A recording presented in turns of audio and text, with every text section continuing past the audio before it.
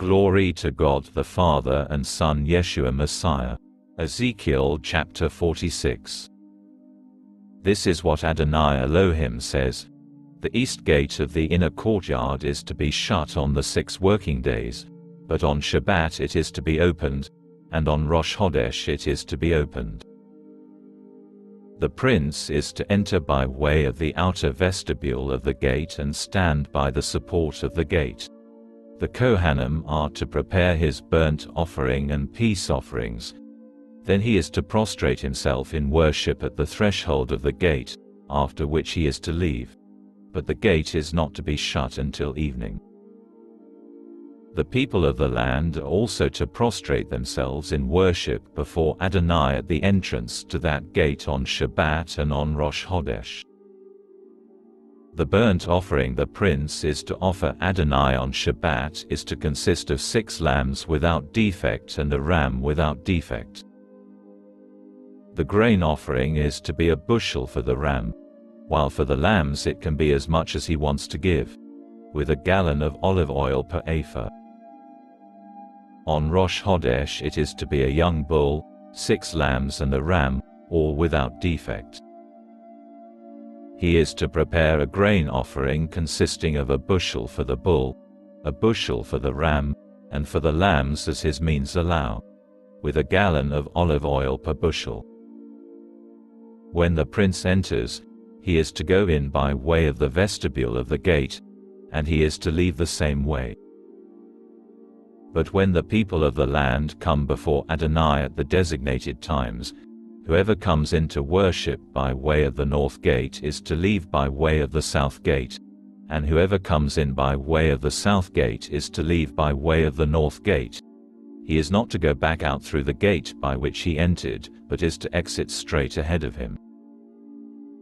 On these occasions, the prince is to be among them when they enter, and when they leave, they are to leave together. At the festivals and at designated times, the grain offering is to be a bushel for a young bull and a bushel for a ram, while for the lambs it can be as much as he wants to give, with a gallon of olive oil per bushel.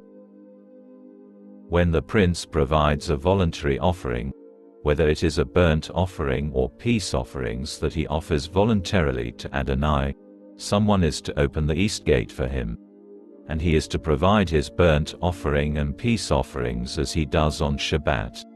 Then he will leave, and after he leaves, the gate is to be shut. You are to provide a lamb in its first year that has no defect for a daily burnt offering to Adonai. Do this each morning.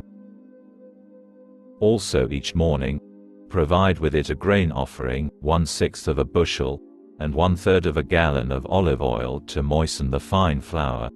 This is the ongoing grain offering for Adonai, by a permanent regulation. Thus they will offer a lamb, a grain offering and oil each morning as the ongoing burnt offering. Adonai Elohim says this: if the prince turns over part of his hereditary property to one of his sons, it is his inheritance. It will belong to his sons. It is their possession by inheritance.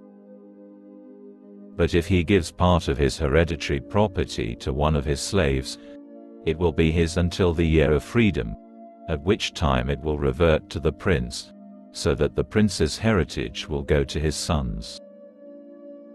The prince is not to take over any of the people's inheritance, thereby evicting them wrongfully from their property. He is to give his sons an inheritance out of his own property, so that none of my people will be driven off their property. Next, he brought me through the entry at the side of the gate into the holy rooms facing north that were for the Kohanim. At their far west end I saw a place, about which he said to me, this is the place where the Kohanim will boil the guilt offerings and sin offerings and bake the grain offerings. In this way they won't have to bring them into the outer courtyard and risk transmitting holiness to the people. He took me into the outer courtyard and had me pass by the 4 corners of the courtyard, and there in each corner of the courtyard was another courtyard. In the four corners of the courtyard were enclosed courtyards 70 feet long and 52.5 feet. The four courtyards in the corners were the same size. There was a wall around each of the four, with open stoves all around the bases of the walls. He said to me, "These are the stoves where those serving in the house will boil the people's sacrifices."